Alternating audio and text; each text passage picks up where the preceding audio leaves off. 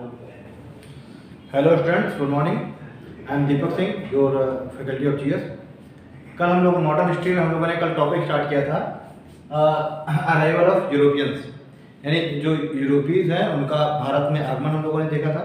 Modern history की शुरुआत हमें एक्चुअल में वहीं से करनी चाहिए क्योंकि हम लोग आधुनिक भारत के इतिहास में देखते हैं कि भारत में काफ़ी एक लंबे समय तक फ्रांसीसियों का देखें या फिर हम ब्रिटिश का देखें, ऐसी कुछ यूरोपीय शक्तियों का भारत में प्रभुत्व रहा। हमारे आज़ादी के समय तक 1947 तक भी हम लोग देखते हैं कि भारत पूरी तरीके से ब्रिटेन का उपनिवेश था। अंग्रेजों ने भारत को अपना उपनिवेश बना के रखा हुआ था। ठीक है, तो उस क्रम में हमको देखना आवश्यक है कि किस तरीके से ये जो यूरोपीय शक्तियाँ हैं इनका भारत में आगमन होता है, किस तरीके से ये यूरोपीय शक्तियाँ एक एक करके भारत में आती हैं और भारत में अपना व्यापारिक और राजनीतिक जो गतिविधियां हैं उनको बढ़ाती हैं। ब्रिटेन किस तरीके से भारत को अपना उपनिवेश बनाता है और इस क्रम में जो ब्रिटेन है वो अपने पहले या बाद में जो भी यूरोपीय शक्तियां आई, जिनमें से पुर्तगाली थे, डच थे, फ्रांसीसी थे, डेनिश थे, इन सभी को भारत से बाहर खदेड़ देते हैं और जो छोटे जो साम्राज्य थे, जो छोटे राजा रजवाड़े थे, असंगठित जो छोटे छोटे साम्राज्य हुआ करते थे, उन सभी को एक एक करके जीतते हैं। जिस क्रम में बंगाल हो गया, आपका मद्रास हो गया, मैसूर में हैदर अली वगैरह, टीपू सुल्तान, इन सब पर नियंत्रण स्थापित करते हैं। फिर हम देख लेंगे मराठास पे नियंत्रण स्थापित करते हैं, उसके बाद सिख। तो ऐसे करते हुए अंग्रेजों ने भारत पर अपना एक पूरा नियंत्रण स्थापित करके रखा हुआ था। ठीक है, तो हम लोगों ने कल के टॉपिक में हमने पुर्तगालियों के भारत में आगमन को हमने देख लिया था और हमने डचों के भारत में आगमन को देख लिया था। फिर आगमन के साथ ही साथ उन लोगों ने किस तरीके से अपनी नीतियों को यहाँ पर विस्तारित किया और फिर कैसे जब अंग्रेज भारत में आते हैं तो वो कैसे जो है अपना जो कंपटीशन है उसको कम करने के लिए और व्यापार में अधिक से अधिक लाभ कमाने के लिए, राजनीतिक गतिविधियों को अपने कंट्रोल में लेने के लिए वो किस तरीके से पुर्तगालियों को भारत से बाहर निकाल देते हैं, कैसे वो डचों को बाहर निकालते हैं, हमने देख लिया था। खत्म करते करते हमने डचों के बारे में देखा था कि डचों का जो मेन इंटरेस्ट था वो मसालों के ट्रेड पर था, ट्रेड ऑफ स्पाइसेस पर, और मसालों के लिए उस समय फेमस था इंडोनेशिया वाला जो आइलैंड का जो क्षेत्र है। तो डचों का पूरा ध्यान वहाँ इंडोनेशिया में केंद्रित हो गया। इस वजह से डचों ने भारत में इंटरेस्ट लेना कम कर दिया। एक कारण ये भी था, दूसरा बेदारा का युद्ध हुआ था 1759 में डचों के और ब्रिटिश के बीच में, अंग्रेजों के बीच में। इस बेदारा की बैटल ऑफ बेदारा में भी डच परास्त हो गए थे, डच हार गए थे और फिर इस तरीके से डचों को भारत से अपना पूरा बोरिया बिस्तर समेटना पड़ा था और भारत को अंग्रेजों के लिए छोड़ देना पड़ा था। ठीक है, उसी क्रम में आगे बढ़ते हुए हम देखेंगे अंग्रेजों का भारत में आगमन। जो ब्रिटिश है, इंग्लैंड के जो अंग्रेज हैं वो भारत की ओर कैसे आकर्षित हुए, किस तरीके से भारत में वो प्रवेश किए और कैसे उन्होंने सारी चीज़ें अपने हाथ में कंट्रोल में ले ली, चाहे वो हम व्यापारिक गतिविधियाँ देखें या राजनीतिक गतिविधियाँ देखें। कैसे उन्होंने कंट्रोल में ले ली, कैसे उन्होंने शक्ति को अपने हाथ में केंद्रित कर लिया, किस तरीके से उन्होंने बंगाल, बिहार, उड़ीसा, मद्रास, मैसूर, आपका महाराष्ट्र का क्षेत्र, गुजरात का क्षेत्र, इन सारे क्षेत्रों पर अपना नियंत्रण कायम किया। एक एक करके हम सारी चीज़ों को देखेंगे। देखिए, सबसे पहले तो हम देखेंगे कि 1579 में क्या होता है कि फ्रांसीसी एक जहाज था जो कि यहाँ से माल लेकर के जा रहा था और उसको उसी ब्रिटेन, जब वो फ्रांस की ओर जा रहा था तो रास्ते में उसको लूट लिया जाता है।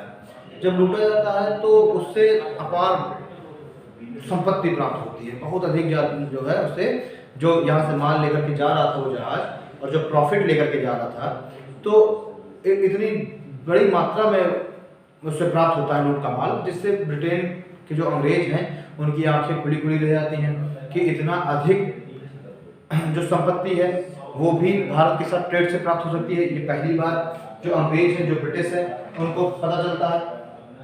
ठीक है, और यही जो है, यहीं से ब्रिटिश को भारतीय संपदा के बारे में जानकारी प्राप्त हुई। 1579 में जो फ्रांसीसी जहाज लूटा गया, इसी से क्या होता है, जो ब्रिटिश है उनको भारतीय संपदा के बारे में जानकारी प्राप्त हुई और यही एक मुख्य कारण था अंग्रेजों का भारत की ओर आकर्षित होने का। और इस क्रम में हम लोग देखते हैं कि 1599 ईस्वी में 1591 ईस्वी में दो भाई थे, जेम्स व्हाइट और वाइट और चार्ल्स करके दो भाई थे, और वो लोग क्या करते हैं कि एक कंपनी का गठन करते हैं जिसका नाम था ईस्ट इंडिया कंपनी। 1599 में ब्रिटिश ईस्ट इंडिया कंपनी की स्थापना होती है।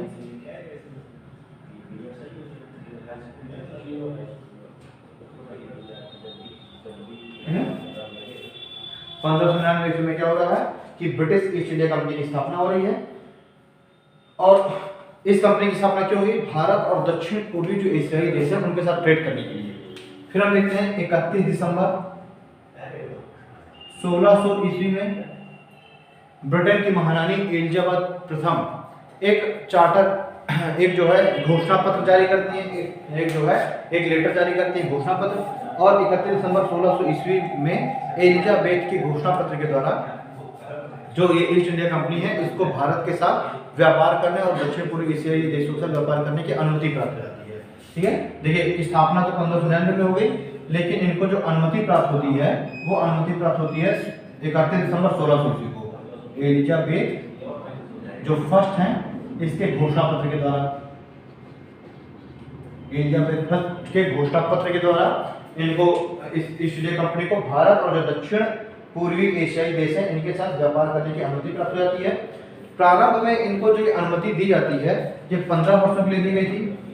प्रारंभ में तो 15 वर्षों के लिए अनुमति दी गई थी कि आप 15 वर्षों के लिए आप व्यापार करेंगे, उसके बाद फिर अगर आवश्यकता समझ में आएगी या अगर लगेगा एलिजाबेथ को फिर से आगे बढ़ा दिया जाएगा इनके इस परमिट को, जो इनका जो घोषणा पत्र है इसको, ठीक है ना, इस चार्टर को। अब ये 15 वर्षों के लिए इनको अधिकार तो दिया गया था, लेकिन ये भी उसमें एक प्रावधान किया गया था कि कभी भी 2 वर्षों की पूर्वानुमति, मतलब 2 वर्ष पहले उनको बता करके और इनके इस अधिकार को कभी भी समाप्त नहीं किया जा सकता था। ऐसा नहीं था कि 15 वर्षों तक वो व्यापार करने के स्वतंत्र हो गए, यानी 2 वर्षों की पूर्वानुमति के द्वारा इनके इस अधिकार को कभी भी समाप्त नहीं किया जा सकता था। ठीक है, चलिए अब हम देखते हैं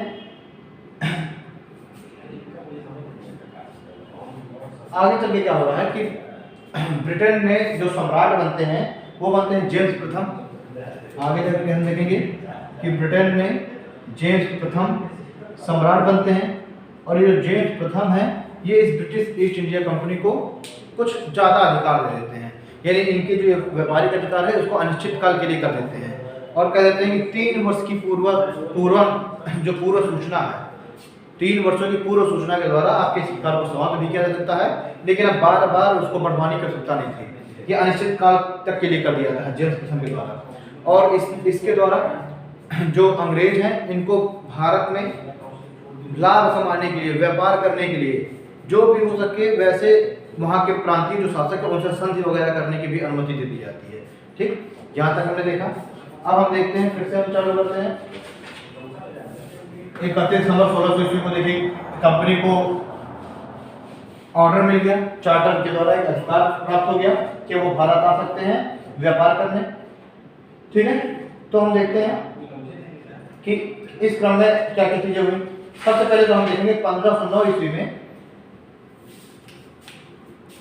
1609 ईस्वी में एक ब्रिटिश अधिकारी था जिसका नाम था विलियम हॉकिंस।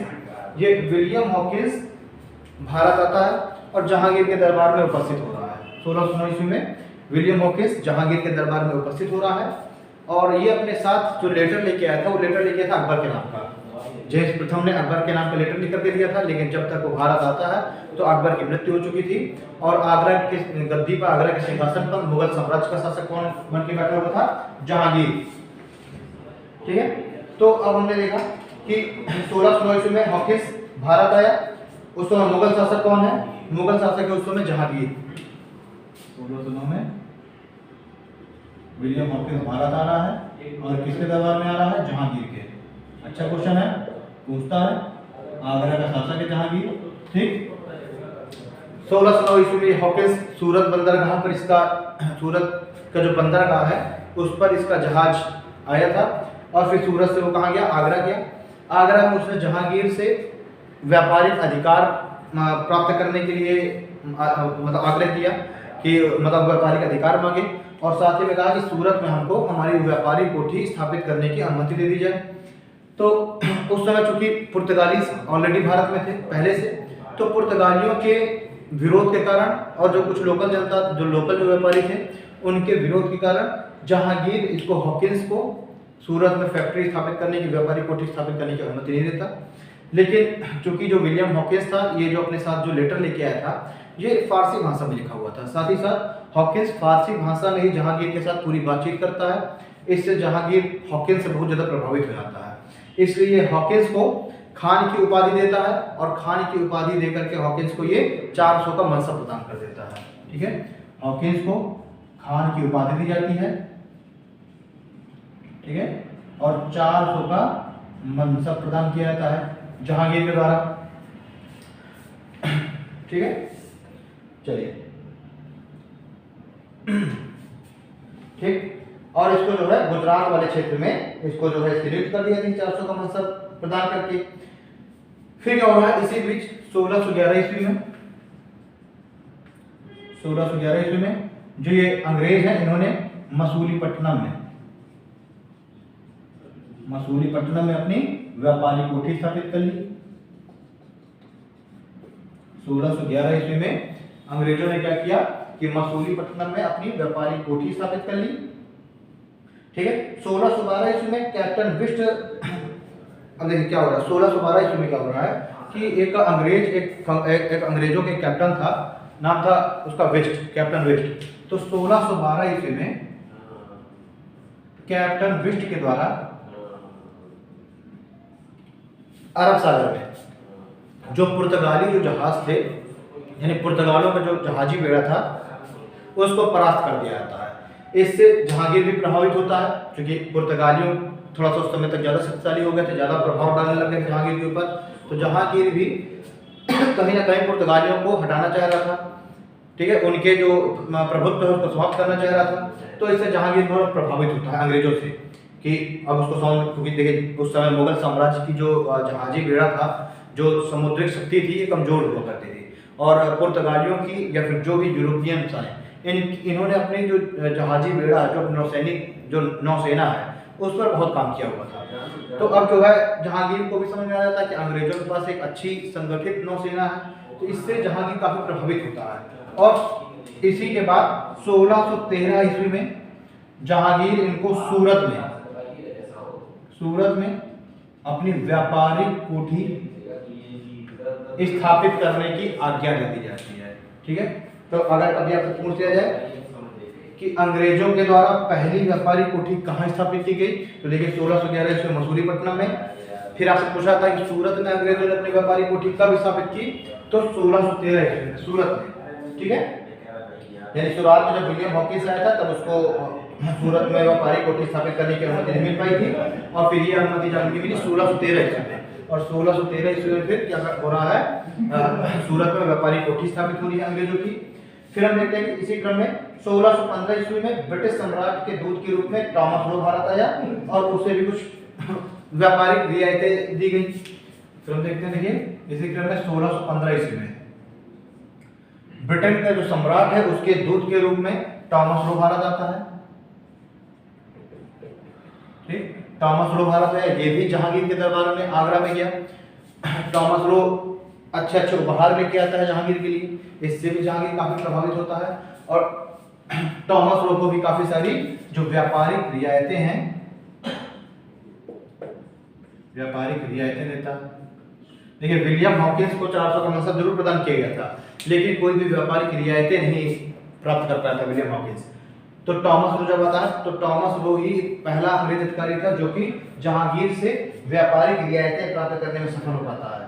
ठीक, अब हम देखेंगे कि 1651 ईस्वी में क्या हो रहा है, बंगाल में सूबेदार था, इसका नाम था सुजा का। ठीक है, 1651 में क्या है, बंगाल का सूबेदार था जिसका नाम था सुजा था। ये जो है अंग्रेजों को बंगाल में व्यापार करने की अनुमति दे देता है। ये अंग्रेजों को आमंत्रित करता है और कहता है कि आप बंगाल में आकर के व्यापार करिए। ठीक, फिर हम देखते हैं इसके बाद का थोड़ा सा समय देखेंगे। देखिए थोड़ा सा 1680 को देखना। 1680 ईस्वी में दोस्तों क्या होता है, औरंगजेब इस समय औरंगजेब इस समय मुगल सम्राट है। 1680 ईस्वी में औरंगजेब के द्वारा इस British company east India company के ऊपर भी जजिया कर आरोपित कर दिया जाता है। ठीक है ना, 1680 ईस्वी में जो औरंगजेब है वो ईस्ट इंडिया कंपनी के ऊपर क्या लगा देगा, जजिया कर लगा देगा। ठीक है ना, 1680 ईस्वी में औरंगजेब ईस्ट इंडिया कंपनी के ऊपर जजिया कर लगा देता है और इससे जो है क्या होता है कि जो ईस्ट इंडिया कंपनी है ये आक्रामक रवैया अपना लेगी और 1686 ईस्वी में ईस्ट इंडिया कंपनी हुगली को लूट लेती है। तो इससे जो है जो ईस्ट इंडिया कंपनी है ये आक्रामक रवैया अपनाते हुए और 1686 ईस्वी में ईस्ट इंडिया कंपनी क्या करेगी, हुगली को लूट लेगी। ठीक है ना, ईस्ट इंडिया कंपनी ने क्या किया, हुगली को लूट लिया। अब जब इसने हुगली को लूटा तो औरंगजेब तुरंत ही अपनी सेना को भेजेगा ईस्ट इंडिया कंपनी को दंडित करने के लिए। अब जैसे ही सेना ये पता चला कि अब औरंगजेब की सेना आ रही है तो तुरंत जो है एक अंग्रेज अधिकारी था जिसका नाम था दोस्तों जॉब चार्नक। एक अंग्रेज अधिकारी था जिसका नाम था जॉब चार्नक। ये तुरंत ही पहुंचता है औरंगजेब के दरबार में और उससे क्षमा याचना करता है, माफी मांगता है, संधि करता है। ठीक है, कहता है कि गलती हो गई इनसे। इससे क्या हो गया, इसके जो है मध्यस्थता में ईस्ट इंडिया कंपनी और औरंगजेब के बीच में फिर से एक संधि हो जाती है। ठीक है, और जो है जो औरंगजेब ने जो इनको बाहर निकालने के लिए जो और आदेश दिया था कि इनको वहां से खदेड़ दिया जाए तो अपना आदेश वापस ले लेता है। तो यहाँ पे थोड़ा सा आपको जॉब चार्नक का नाम भी थोड़ा ध्यान रखना है कि जॉब चार्नक की अध्यक्षता में 1686 ईस्वी में ईस्ट इंडिया कंपनी और औरंगजेब के बीच में एक बार मध्यस्थता हो चुकी। अब हम देखेंगे 1691 ईस्वी में क्या हो रहा है, 1691 का समय आ गया। ये 1680 के बाद हम देखेंगे 1691 का समय। अब यही वो समय है 1691 का समय जो जिससे अंग्रेजों की बंगाल में जो पकड़ है वो मजबूत हो रही है। ठीक है ना, ये 1691 के बाद से ही अंग्रेजों की बंगाल में पकड़ मजबूत होनी चालू हो जाएगी। बंगाल देखिए समृद्धशाली एक क्षेत्र हुआ करता था, व्यापारिक केंद्र था, तो इस वजह से अंग्रेजों की बहुत समय से दृष्टि तो बंगाल पर थी ही। तो 1691 ईस्वी में उनको मौका मिल गया। बंगाल का जो गवर्नर है ये फिर से अंग्रेजों का आमंत्रण करता है और कहता है कि आप आइए और बंगाल में आकर के आप व्यापार करिए 1691 में। ठीक, और सिर्फ 3000 रुपए वार्षिक किराए पर ही बंगाल में व्यापार करने की छूट भी दे दी जाती है इनको। 1691 ईस्वी में क्या हो रहा है, 3000 रुपए के वार्षिक कर पर अंग्रेजों को व्यापार की छूट मिल गई। मतलब कि आप 3000 रुपए वार्षिक आप देते रहिए और बस आपको कोई भी चुंगी कर नहीं देना पड़ेगा, आपको किसी भी तरीके का और व्यापारिक कर नहीं देना पड़ेगा। मात्र 3000 रुपए के ही वार्षिक कर पर एक तरीके से पूरी तरीके से टैक्स फ्री व्यापार की छूट दे दी गई बंगाल में। अब यहाँ से अंग्रेजों ने व्यापार करके भारी मात्रा में खूब ज्यादा संपत्ति अर्जित की और यही एक कारण भी था यहाँ से जो इनको यहाँ पे व्यापार करने की छूट मिल गई थी। यही एक कारण था जिसने अंग्रेजों को डचों और पुर्तगालियों से ज्यादा बेहतर स्थिति में खड़ा कर दिया। फिर हम देखते हैं 1698 का दौर आया। 1698 ईस्वी में इन अंग्रेजों को 3 क्षेत्र जिनका नाम एक था सूतानदी, एक था गोविंदपुर और एक था कलिकाता। इन तीन क्षेत्रों की जो है इन 3 क्षेत्रों में की जमींदारी प्राप्त हो जाती है। 1698 ईस्वी में क्या हुआ, अंग्रेजों को सूतानदी, गोविंदपुर और कलिकाता इन 3 क्षेत्रों की क्या प्राप्त हो गई, जमींदारी प्राप्त हो गई। ठीक, और फिर 1698 ईस्वी में ही वही जॉब चार्नक के द्वारा ही 1698 ईस्वी के बाद ही जो जॉब चार्नक जिसने मध्यस्थता की भूमिका निभाई थी, तो जॉब चार्नक के द्वारा ही इस कलिकाता का नाम बदल करके क्या कर दिया गया, कलकत्ता कर दिया गया। यानी कभी आपसे पूछ लिया था कि कलकत्ता, ये देखिए एक गांव हुआ करते थे, सूतानदी, गोविंदपुर, कलकत्ता गांव थे। तो जॉब चार्नक ने क्या किया, इसने 1698 ईस्वी में ही जॉब चार्नक ने इस कलिकाता जो गांव है इसको कलकत्ता नगर में कन्वर्ट कर दिया। ठीक है ना, कलिकाता गांव को क्या कर दिया, कलकत्ता नगर में कन्वर्ट कर दिया।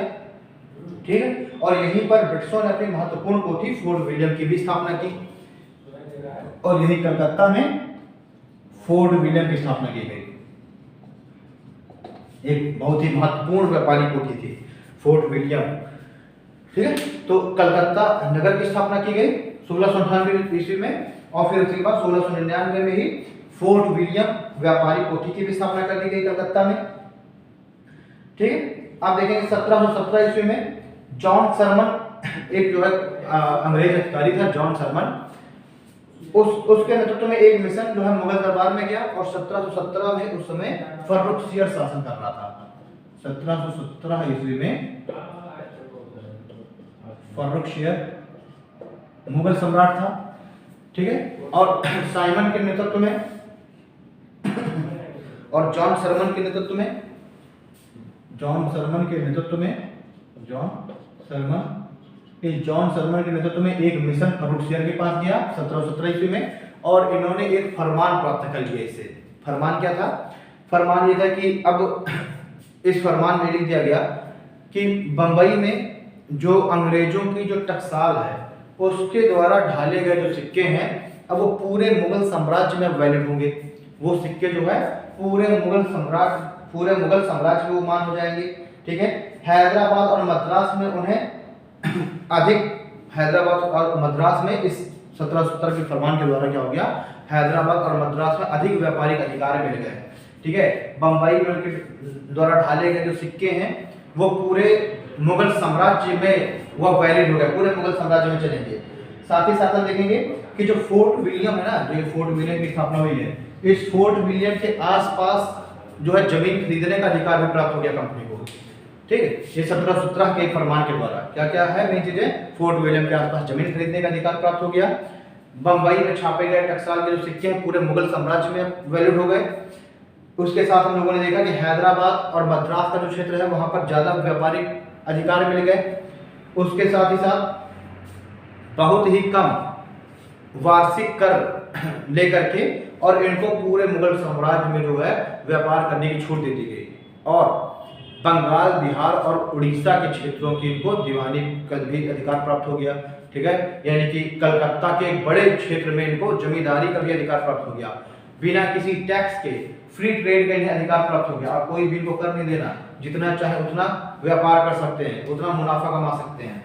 ठीक है, तो फर्रुखसियर ने कुछ बहुत अधिक इनको जो है फरमान, अपने जो 1717 का फरमान है इसके द्वारा फर्रुखसियर ने अंग्रेजी जो ब्रिटिश ईस्ट इंडिया कंपनी है इसको कुछ ज्यादा ही अधिक व्यापार दे दिए थे। और इन्हीं जो ये अधिकार हैं, इन्हीं अधिकारों के परिणाम स्वरूप हम देखते हैं कि जो ब्रिटिश कंपनी है वो दिन प्रतिदिन संपन्न होती गई, दिन प्रतिदिन वो मुनाफा उसका बढ़ता चला गया, और फिर एक समय हम देखते हैं कि एक समय इतनी अधिक प्रभावशाली हो गई कि उसने अपनी एक बड़ी सेना का संगठन करके और जितने भी स्वतंत्र छोटे साम्राज्य थे उन सभी को अपने नियंत्रण में ले लिया। ठीक, बीच में आपको एक थोड़ी सी घटना हमको और ध्यान देनी है, नोट करके लिख लीजिए। देखिए 1661 ईस्वी में क्या हुआ कि इस समय जो ब्रिटेन में जो सम्राट बना उसका नाम था चार्ल्स द्वितीय।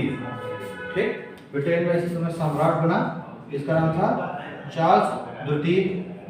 इस चार्ल्स द्वितीय ब्रिटेन के सम्राट ने, ये कौन था, ब्रिटेन का राजकुमार था, ब्रिटेन सम्राट था। इस चार्ल्स द्वितीय ने क्या किया कि पुर्तगाल की राजकुमारी से विवाह कर लिया। ठीक, 1661 ईस्वी में क्या हो रहा है कि चार्ल्स द्वितीय ने पुर्तगाल की राजकुमारी से क्या कर लिया, विवाह कर लिया, और इसके परिणाम स्वरूप जो पुर्तगालीज हैं, इन पुर्तगालियों के नियंत्रण में बंबई द्वीप था, और इन पुर्तगालियों ने क्या किया, वो जो बंबई द्वीप है वो अंग्रेजों को दे दिया। ठीक है, वो ब्रिटिश को दे दिया, और ये चार्ल्स द्वितीय जो सम्राट है उसने बहुत ही कम वार्षिक कर पर उस बंबई पर व्यापार करने का जो ठेका है, जो अधिकार है, वो दे दिया ब्रिटिश ईस्ट इंडिया कंपनी को। ठीक है, तो हमने देखा पुर्तगाल की राजकुमारी से विवाह हो गया, फलस्वरूप क्या हो गया, दहेज में अंग्रेजों को बंबई प्राप्त हो गया, और इसके फलस्वरूप जो चार्ल्स द्वितीय है ये बहुत ही कम वार्षिक कर पर उस बंबई द्वीप पर व्यापार करने का अधिकार किसको दे देगा, ब्रिटिश ईस्ट इंडिया कंपनी को दे देगा। और देखिए इस तरीके से हमने देखा कि 1661 ईस्वी में बंबई आ गया अंग्रेजों के अधीन। फिर हमने देखा कि हम देखते हैं कि 1717 ईस्वी के आसपास तक का जो समय है, इस समय तक मद्रास का जो क्षेत्र है वो भी अंग्रेजों के नियंत्रण में आ चुका था। ठीक, तो दो महत्वपूर्ण जो क्षेत्र हैं ये अब तक अंग्रेजों के नियंत्रण में आ चुके थे। ठीक ना, इस समय तक हमने देखा कि दो महत्वपूर्ण जो क्षेत्र हैं वो अंग्रेजों के नियंत्रण में आ गए थे। अब एक महत्वपूर्ण क्षेत्र बचता है कौन दोस्तों? बंगाल। तो अब हम लोग बंगाल के बारे में देखेंगे कि बंगाल को किस तरीके से इन्होंने अपने नियंत्रण में लिया।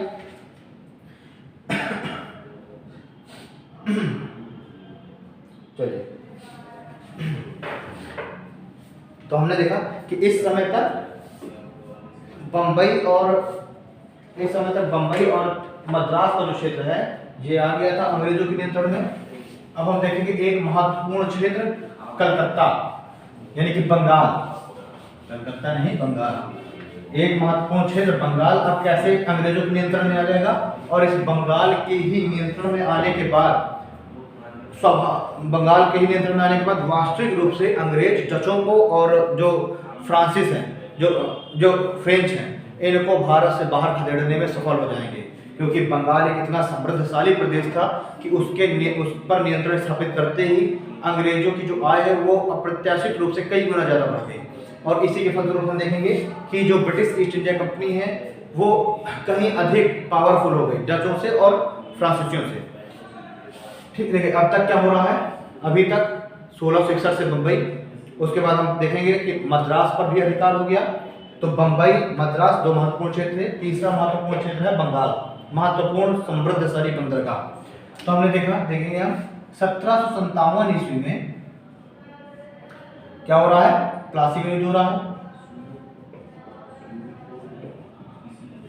देखिए इस समय तक 1756-57 ईस्वी तक, मतलब 1756 ईस्वी में क्या होता है, बंगाल का एक नवाब होता है, इसका नाम रहता है अलीवर्दी खां। और अलीवर्दी खां 1756 ईस्वी में उसकी मृत्यु होती है, और उसकी मृत्यु, अलीवर्दी खां की मृत्यु के पश्चात गद्दी पर बैठता है सिराजुद्दौला।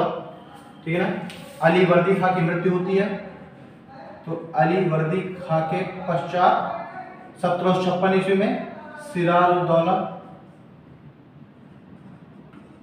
जो क्या बनेगा, शासक बनेगा। अब जब सिराजुद्दौला शासक बनता है तो ये अंग्रेजों से काफी अधिक नफरत करता था। ठीक है, अंग्रेजों की ये जो आक्रामक जो नीति है, ठीक है, अंग्रेजों की जो आक्रामक नीति है, जो साम्राज्य के विस्तार की नीति है, इसको सिराजुद्दौला भली भांति समझ रहा था। वो समझ रहा था कि इनकी जो दृष्टि है वो बंगाल पर नियंत्रण स्थापित करने की है। इस समय तक अंग्रेज जो है सिराजुद्दौला से यह मांग भी करने लग गए थे कि जो प्रशासनिक अधिकार है वो आप रखिए, और जो राजस्व का जो अधिकार है वो आप हमको दे दीजिए। तो सिराजुद्दौला ने इनकी इस मांग को अस्वीकार कर दिया, जिससे अंग्रेजों और सिराजुद्दौला के बीच में थोड़ा सा टसल का माहौल तो था ही। अब हम देखते हैं कि इस समय के आसपास 1756 में क्या हो रहा है कि अंग्रेजों ने जो फोर्ट विलियम है उसकी घेराबंदी करनी चालू कर दी। जब घेराबंदी करनी चालू कर दी तो सिराजुद्दौला ने मना किया, नहीं माने। आखिरकार सिराजुद्दौला गया और उस घेराबंदी को हटवाया। उसी के बाद एक घटना होती है जिसको ब्लैक होल की घटना कहते हैं। ठीक है, उसमें क्या हो रहा है कि सिराजुद्दौला के द्वारा तकरीबन 143 जो है व्यक्तियों को एक छोटे से कमरे में बंद कर दिया गया था, और इसके कारण से क्या होता, दम घुटने से तकरीबन 123 अंग्रेजों की मृत्यु हो गई थी। इस बात से अंग्रेज काफी क्षुब्ध थे, इससे काफी नाराज थे, लेकिन वो मौके की तलाश पर थे। फिर हम देख रहे हैं कि आगे समय आता है वही 22-23 जून 1757 का, और इस 22-23 जून 1757 के समय में 1757 ईस्वी में इस समय एक अंग्रेज अधिकारी भारत बुलाया जाता है, नाम रहता है क्लाइव। काफी चालाक जो है सेनापति था वो। अब जब क्लाइव सेनापति के रूप में भारत आता है तो अब ये सिराजुद्दौला से उस 1756 की जो घटना थी उसका बदला लेने के पूरे विचार में था, और वो क्या करता है कि सिराजुद्दौला को जो सेनापति है मीर जाफर, उसको अपने साथ शामिल कर लेता है, और षड्यंत्र के द्वारा सिराजुद्दौला की जो है, और फिर क्या होता है कि देखिए प्लासी का युद्ध हो रहा है और इसमें षड्यंत्र के द्वारा सिराजुद्दौला की हत्या कर दी जाती है।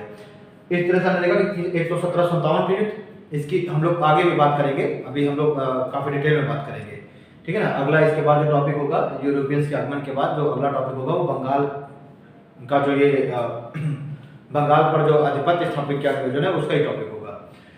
ठीक है, तो यहाँ पर हमने देखा कि प्लासी एक तो प्लासी का युद्ध हुआ, फिर 1764 ईस्वी में बक्सर का युद्ध हो रहा है,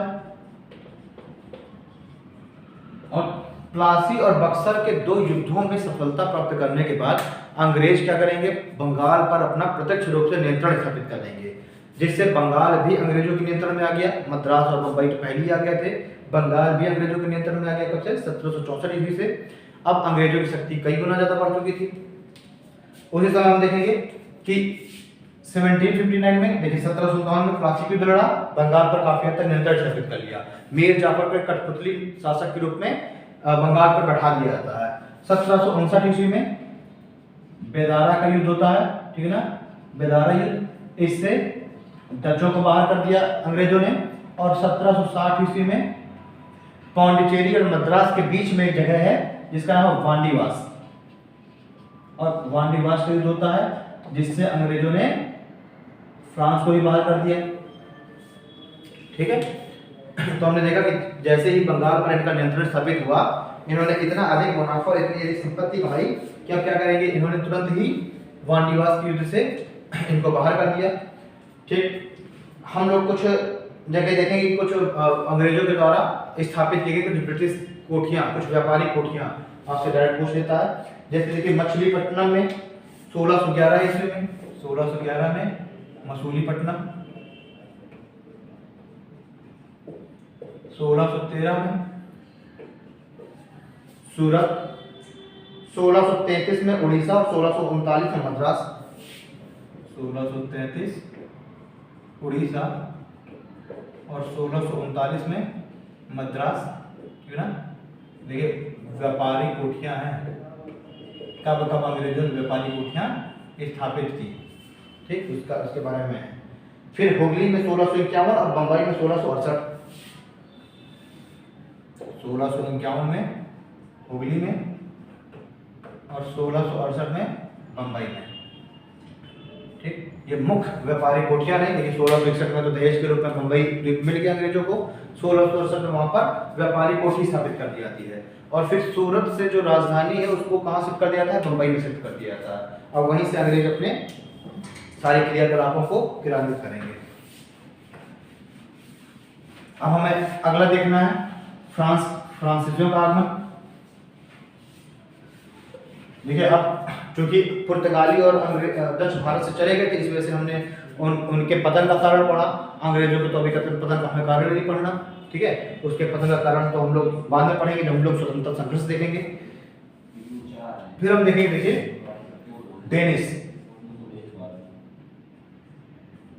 डेनिस भारत में आते हैं। ये कहाँ के निवासी थे? डेनमार्क के निवासी थे। लेकिन जब ये भारत में आते हैं तो उस समय तक ब्रिटेन, पुर्तगाली, डच ये काफी अधिक पावरफुल हो चुके थे। तो डेनिस जो है बिना इनसे विद्रोह करे, बिना संघर्ष करे, डेनिस स्वयं में वापस चले जाते हैं। ठीक है, डेनिस जो है बहुत ज्यादा यहाँ भारत में अपना जो है प्रभाव स्थापित करने का प्रयास नहीं करते और ये स्वयं में निकल जाते हैं, इसलिए हमें डेनिस को पढ़ना नहीं है। फिर हम देखेंगे फ्रांस का आगमन, फिर हम देखेंगे फ्रांसीसियों का भारत में आगमन। ठीक है, चलिए देखिए फ्रांस में क्या हुआ कि लुई 14 सम्राट बना। अब जब लुई 14 जब सम्राट बना, उसी के लुई 14 के समय में उसका एक मंत्री था जिसका नाम था कोलबर्ट। फ्रांस में क्या हुआ, वही 1650-60 के दशक की बात है। इस समय लुई 14वां क्या बनता है, फ्रांस का सम्राट बनता है।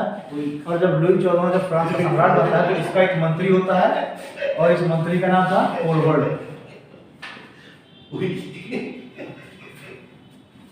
और इस मंत्री का क्या नाम था, इस मंत्री का नाम था कोलबर्ट। और इस मंत्री के प्रयासों से ही 1664 ईस्वी में फ्रेंच ईस्ट इंडिया कंपनी की स्थापना हो रही है। वीडियो भी अपलोड में लगाया जाएगा, ठीक है, हम जा रहे हैं नहीं बनाएंगे?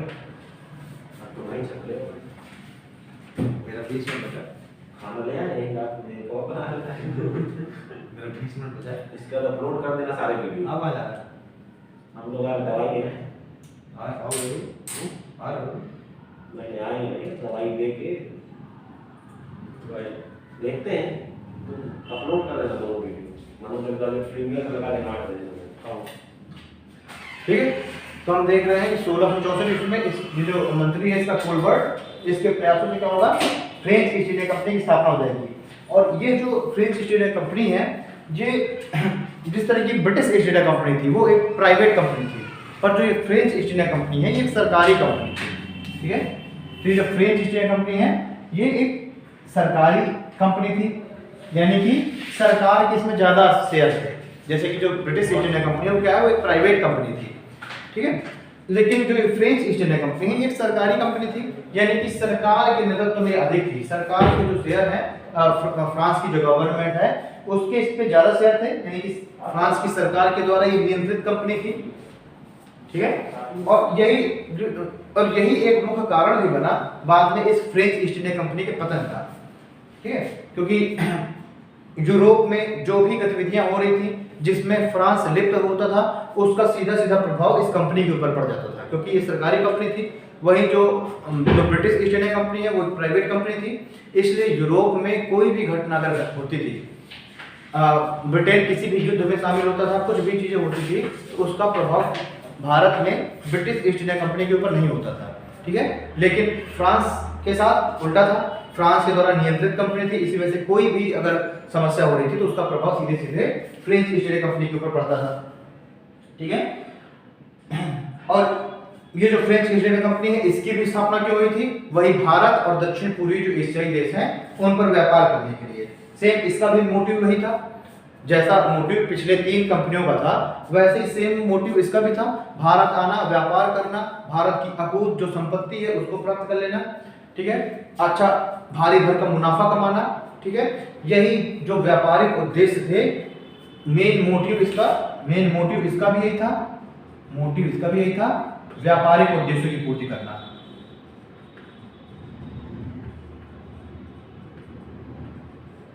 व्यापारिक उद्देश्यों की पूर्ति, ये इसका भी मेन मोटिव था। ठीक है ना, फ्रेंच ईस्ट इंडिया कंपनी का। चलिए,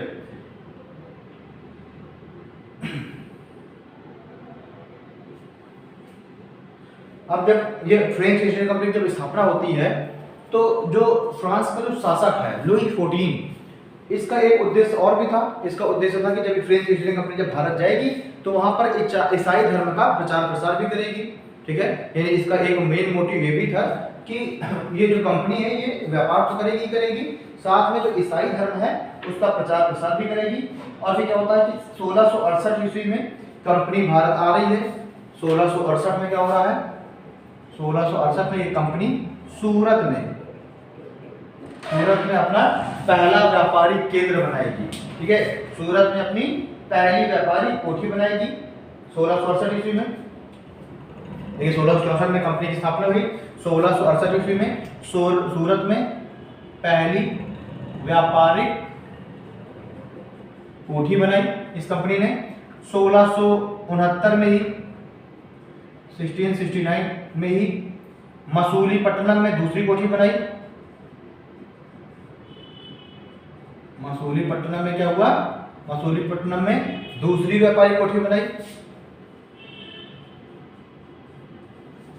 फिर 1668 में सूरत में पहली कोठी बनाई, 1668 में मसूलीपट्टनम में दूसरी कोठी बनाई, 1674 में पांडिचेरी और 1690 में चंद्रनगर में।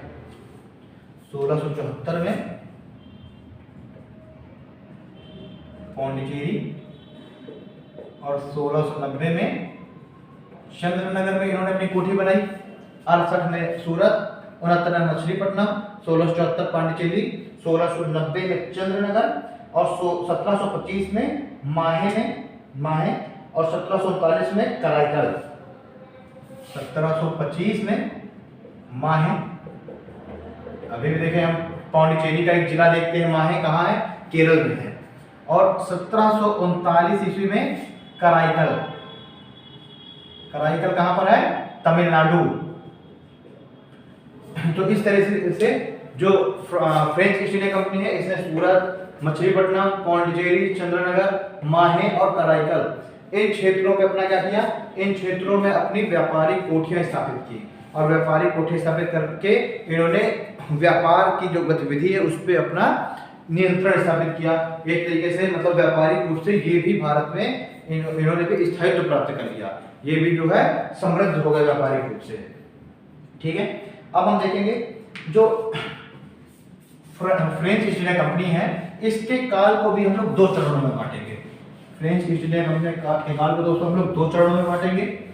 हम लोग जो पहले चरण की बात करेंगे, पहले चरण में हम लोग पढ़ेंगे, देखिए दो चरणों में हम लोग बांट के पढ़ेंगे।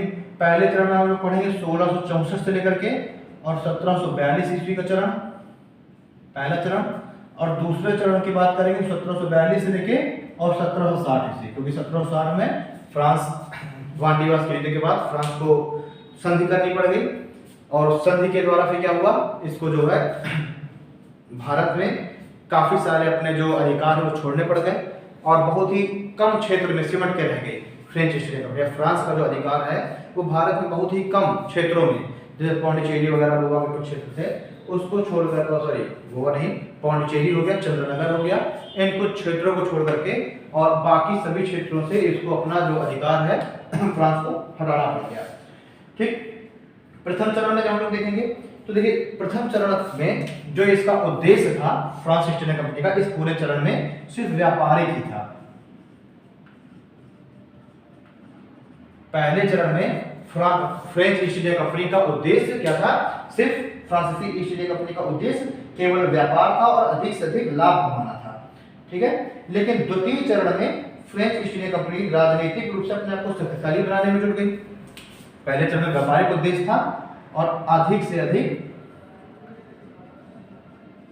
अधिक लाभ कमाना इसका उद्देश्य था। लेकिन दूसरे चरण में इसका उद्देश्य क्या हो गया? राजनीतिक गतिविधियां करने लग गई। ठीक है ना, या राजनीतिक रूप से इन्होंने क्या किया? राजनीतिक रूप से अपने आप को शक्तिशाली बनाना प्रारंभ कर दिया। राजनीतिक गतिविधियां और राजनीतिक रूप से अपने आप को शक्तिशाली बनाना प्रारंभ कर दिया। ठीक, दो चरणों में हम लोग बांट के पढ़ते हैं फ्रेंच ईस्ट इंडिया कंपनी को। पहला चरण उद्देश्य क्या था? व्यापारिक उद्देश्य था, अधिक से अधिक लाभ कमाना। दूसरे चरण में राजनीतिक उद्देश्य आ गए और अपने आप को राजनीतिक रूप से शक्तिशाली बनाना, यानी कि भारत के क्षेत्रों पर अपना राजनीतिक रूप से अपना अधिकार स्थापित करना। ठीक है, और ये जो द्वितीय चरण है इसका जो प्रेरणा है, जो शुरुआत करता है वो डुप्ले को माना जाता है। हम लोग आगे पढ़ेंगे डुप्ले के बारे में भी। चलिए,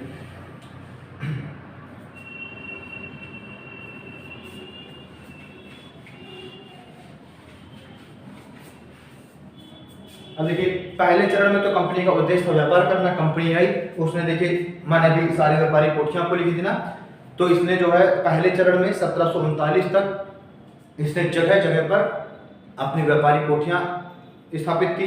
पूर्वी तट पर, पश्चिमी तट पर, कलकत्ता के क्षेत्र पर, इन सभी क्षेत्रों में 1739 तक में इस फ्रेंच ईस्ट इंडिया कंपनी ने क्या किया? अपनी व्यापारिक कोठियां स्थापित की। अब आता है समय 1742 का। अब आता है द्वितीय चरण का समय।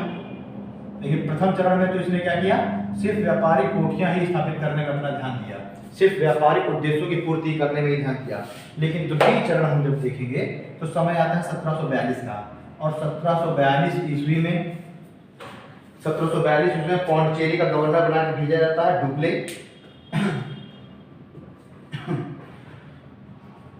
ठीक, 1742 ईस्वी में क्या हो रहा है? गवर्नर बना के भेजा जाता है, गवर्नर डुप्ले। ठीक है, 1742 ईस्वी में गवर्नर डुप्ले भारत भेजा जाता है और 1742 से जैसे ही डुप्ले भारत आता है तो अब कंपनी का उद्देश्य क्या हो गया? कंपनी का उद्देश्य अब सिर्फ व्यापार करना ना रह करके, और कंपनी का उद्देश्य क्या हो गया? राजनीतिक गतिविधियों में भी, राजनीति में भी अपना हस्तक्षेप करना या राजनीतिक रूप से क्षेत्रों को अपने कंट्रोल में करना। ठीक है, अब यानी कि 1742 से क्या हो रहा है कि जब से डुप्ले भारत आया, इसके बाद से ही कंपनी की जो नीति है उसमें बदलाव आ जाता है, और डुप्ले के आने के बाद फ्रांसीसी ईस्ट इंडिया कंपनी और ब्रिटिश ईस्ट इंडिया कंपनी अब साम्राज्यवादी नीति के कारण आपसी संघर्ष में उलझ गए। देखिए अभी तक क्या था कि केवल जो ब्रिटिश ईस्ट इंडिया कंपनी है वही केवल साम्राज्य का विस्तार करने में लगी हुई थी, फ्रेंच ईस्ट इंडिया कंपनी तो साम्राज्य का विस्तार कर नहीं रही थी। इसी वजह से इन दोनों के बीच में कोई प्रत्यक्ष संघर्ष हुआ नहीं, कोई बड़ा संघर्ष हुआ नहीं। लेकिन जैसे ही 1742 में डुप्ले भारत आ रहा है तो अब इसने जो है अपनी नीति में परिवर्तन किया, अपनी पॉलिसी में परिवर्तन किया, और इसने नीति कौन सी बनाई? साम्राज्यवादी प्रसार की नीति, ठीक है ना। इसने अपनी नीति कौन सी अपनाई कि व्यापार के साथ साथ हम साम्राज्य का भी प्रसार करेंगे। इसने साम्राज्यवादी नीति भी अपनाई, और इसकी इस नीति के अपनाने के कारण क्या हो गया? फ्रांस व ब्रिटिश कंपनी के मध्य संघर्ष प्रारंभ हो गया, ठीक। यानी कि डुप्ले के भारत में आने के बाद ये क्या हो गया? इन दोनों कंपनियों के मध्य अब आपस में संघर्ष प्रारंभ हो गया, ठीक है। और इन दोनों के बीच जो भी दोनों कंपनियों के बीच जो भी संघर्ष हुए वो अधिकतर कहाँ हुए? वो संघर्ष कर्नाटक के क्षेत्र में हुए। इन दोनों ही कंपनियों के मध्य जो संघर्ष हो रहे हैं वो कहाँ हो रहा है? कर्नाटक के क्षेत्र में हो रहे हैं, और इसी वजह से इनके जो संघर्ष हुए उनको कर्नाटक और उनको कर्नाटक युद्ध के नाम से जाना जाता है। भाई देखिए इनके मध्य जो संघर्ष हुए कहाँ हुए? कर्नाटक क्षेत्र में हुए, और इसी वजह से इनके बीच जो संघर्ष हुए उनको कर्नाटक युद्ध के नाम से जाना जाता है।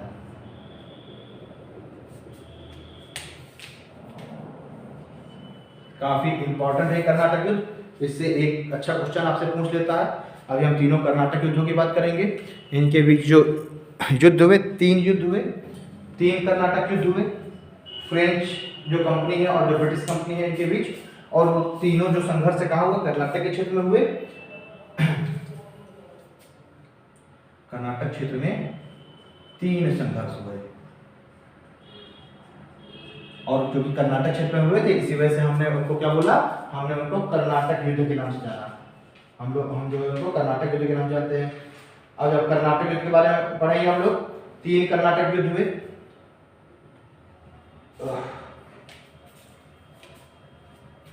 3 कर्नाटक युद्ध हुए, यहाँ पे देख लेंगे हम लोग 3 कर्नाटक युद्ध।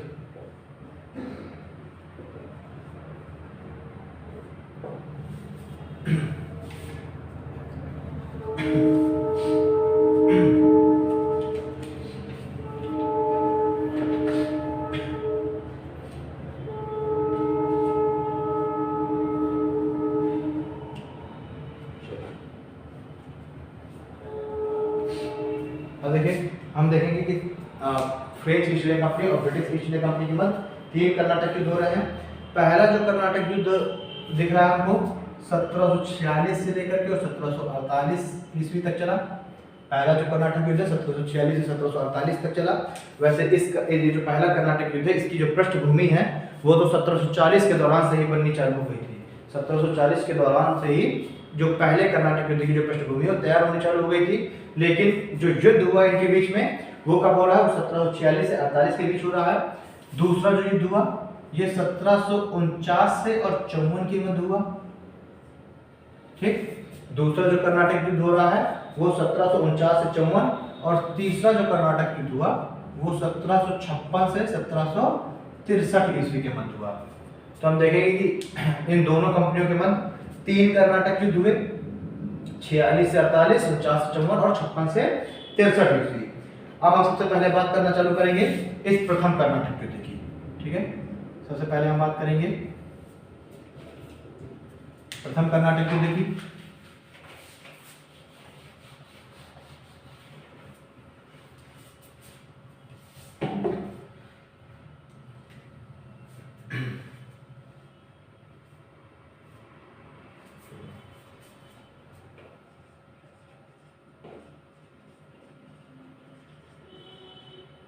बात करते हैं सबसे पहले प्रथम कर्नाटक युद्ध की। देखिए इस प्रथम कर्नाटक युद्ध का जो है सामान्य कारण था भाई देखिए कभी भी कोई युद्ध होगा दो कारणों के, एक तो धीरे धीरे उनके बीच में जो तनाव चला आ रहा होगा उसको हम सामान्य कारण कहेंगे, और एक फिर अचानक से कोई ऐसी चिंगारी लग जाएगी, अचानक से कोई ऐसी घटना हो जाएगी जिससे जो युद्ध 2 साल बाद होने वाला था वो मतलब 2 साल बाद युद्ध होता, लेकिन ऐसी कोई घटना घट जाएगी, यानी कि कोई ऐसा तात्कालिक कारण हो जाएगा जिससे युद्ध तुरंत हो जाएगा। तो इसका अगर हम सामान्य कारण देखें, इस युद्ध का अगर हम लोग सामान्य कारण देखते हैं तो सामान्य कारणों में एक तो दोनों ही अपने आप को राजनीतिक रूप से शक्तिशाली करने का प्रयास कर रहे थे, अपने आप को दोनों राजनीतिक रूप से शक्तिशाली करने में लगे हुए थे, एक ये कारण था, दोनों अपने आप को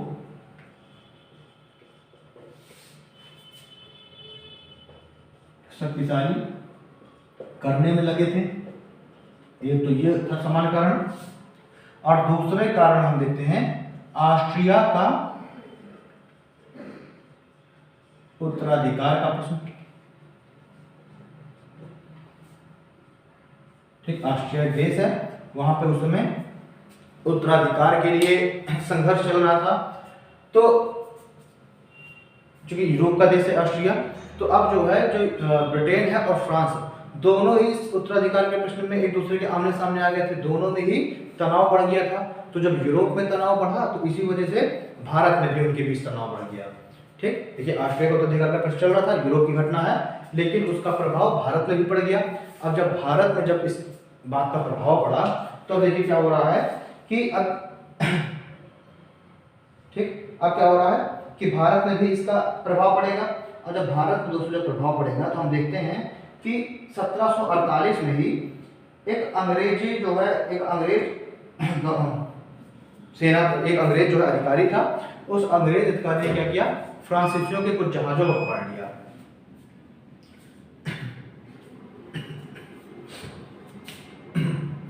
समान कारण तो हो गया। तात्कालिक कारण की अगर हम लोग बात करें तो तात्कालिक कारण में हम देखेंगे कि अंग्रेजों के द्वारा कुछ फ्रांसीसी जहाज पकड़ लिए गए। अब देखिए सामान्य कारण तो था ही, धीरे धीरे चिंगारी सुलग रही थी, लेकिन जैसे ही अंग्रेजों के द्वारा फ्रांसीसियों के जहाजों को पकड़ा गया तो अब क्या था, अब जो है युद्ध तुरंत ही छिड़ना आवश्यक हो गया, बिल्कुल से अपरिहार्य हो गया युद्ध। ठीक, और इस तरीके से हम देखेंगे कि प्रथम कर्नाटक युद्ध की पृष्ठभूमि तैयार होती है, प्रथम कर्नाटक युद्ध प्रारंभ हो जाएगा। चलिए, उस समय देखिए फ्रांसीसी गवर्नर कौन था, फ्रांसीसी गवर्नर उस समय डुप्ले था। और डुप्ले ने क्या किया, देखिए इस समय फ्रांसीसी जो गवर्नर था,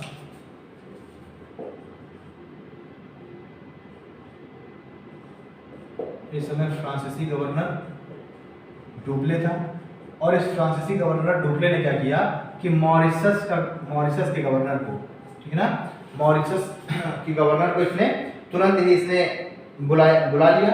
और मॉरिशस में उस समय गवर्नर था ला बोर्डोनी। ठीक, तो हम देखेंगे कि जैसे ही अंग्रेज अधिकारी ने क्या किया, अंग्रेज अधिकारी बार्नेट नाम था उसका, ठीक है, अंग्रेज अधिकारी बार्नेट ने क्या किया कि अरब सागर वाले क्षेत्र में अंग्रेज फ्रांसीसियों के कुछ जहाजों को पकड़ लिया। तो अब उससे क्या हो गया, युद्ध तुरंत छिड़ गया। अब युद्ध छिड़ा कैसे कि जैसे ही इन्होंने जहाजों को पकड़ा, तुरंत ही जो फ्रांसीसी गवर्नर था, पौंडीचेरी का जो गवर्नर बना के भेजा गया था डुप्ले को, ठीक, इस डुप्ले ने क्या किया, मॉरिशस के गवर्नर ला बोर्डोनी को भी बुला लिया। ला बोर्डोनी भी अपनी सेना सहित भारत आ गया। ठीक, अब ये ला बोर्डोनी और जो ये डुप्ले है, इन दोनों की संयुक्त सेनाओं ने मिलकर के और मद्रास पर अपना अधिकार स्थापित कर लिया। ठीक है, अब इन दोनों ने, फ्रांस ने क्या किया, फ्रांस ने मद्रास में अधिकार कर लिया। फ्रांस ने क्या किया दोस्तों, मद्रास पर अधिकार कर लिया। हम देख रहे थे कि मद्रास ब्रिटेन के नियंत्रण में था, तो अब ला बोर्डोनी और डुप्ले दोनों ने मिलकर क्या किया, मद्रास पर अपना अधिकार स्थापित कर लिया। अब जब अधिकार हो गया तो अब जो अंग्रेज जो थे, उन अंग्रेजों ने ला बोर्डोनी को लालच देना प्रारंभ किया और इसको 4 लाख पाउंड की रिश्वत देने का इन्होंने वादा किया। कहा कि हमसे आप 4 लाख पाउंड दे लीजिए और आप जो है अपनी सेना सहित आप मद्रास का क्षेत्र छोड़ करके आप मॉरिशस चले जाइए, तो अब ला बोर्डोनी क्या करेगा, इसे 4 लाख पाउंड लेगा और मद्रास पर अपना अधिकार छोड़ करके और कहाँ चले जाएगा, मॉरिशस चला जाएगा। जो डुप्ले है, डुप्ले अभी भी संतुष्ट नहीं है ला बोर्डोनी से, ये मना कर रहा है कि नहीं ऐसा नहीं करना, ये मद्रास का क्षेत्र अपना है, हमारा अधिकार हो गया है। लेकिन ला बोर्डोनी नहीं मानता, 4 लाख पाउंड की रिश्वत लेकर के और ये चला जाएगा मॉरिशस, ठीक। लेकिन जो है अभी भी डुप्ले मद्रास की घेराबंदी उठाता नहीं है। इसी बीच जो है जो ब्रिटिश है उन्होंने कर्नाटक में शासन चल रहा था अनवरुद्दीन का, ठीक है ना। तो जो ब्रिटिश है इन्होंने अनवरुद्दीन से कहा कि आपके क्षेत्र में जो तनाव की जो स्थिति है, इस तनाव की स्थिति को आप खत्म करिए, इस तनाव के ये यहाँ पर युद्ध आप अपने क्षेत्र में होने नहीं दीजिए, ठीक। तो जब अनवरुद्दीन डुप्ले के पास संदेश भेजेगा कि भाई आप यहाँ से अपनी सेना हटाइए, तो डुप्ले कहता है कि ये जो मद्रास का क्षेत्र है ये चूंकि अंग्रेजों के नियंत्रण में है, तो मैंने इस पे घेराबंदी कर रखी है और इस पर अधिकार करके मैं इस क्षेत्र को मैं आपको दे दूंगा।